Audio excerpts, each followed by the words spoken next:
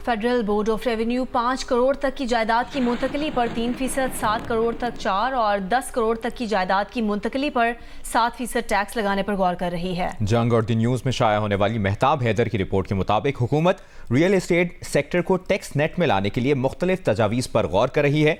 मेहताब हैदर ही हमारे साथ लाइन पर मौजूद हैं, उनसे बात करेंगे। मेहताब, आइंदा बजट में रियल एस्टेट पर टैक्स आयद करने के लिए मजीद क्या इक़दाम किए जा सकते हैं? जी बिस्मिल्लाहिर्रहमानिर्रहीम। देखें, 3 बुनियादी प्रपोजल्स हैं।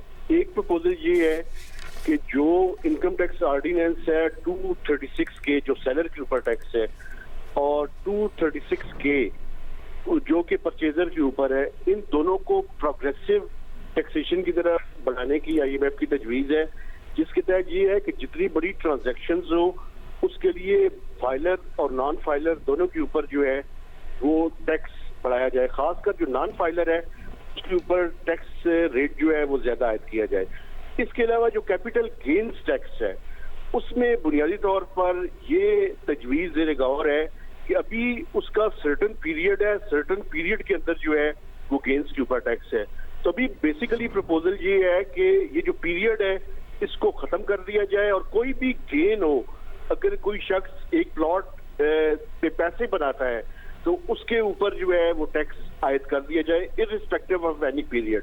जो तीसरी तजवीज़ है उसका तल्लक बजट से तो नहीं है, लेकिन FBR एक एडमिनिस्ट्रेटिव SRO के जरिए उस पर अमल दरामद कर सकता है।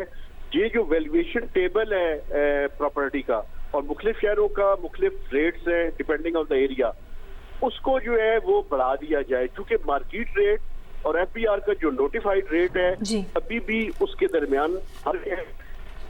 लेकिन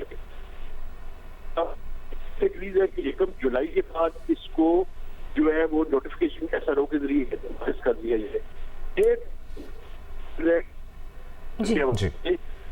ठीक है, बहुत बहुत शुक्रिया। नुमाइंदा द न्यूज़ मेहताब हैदर साहब, आप हमें तफसील से आगाह कर रहे थे।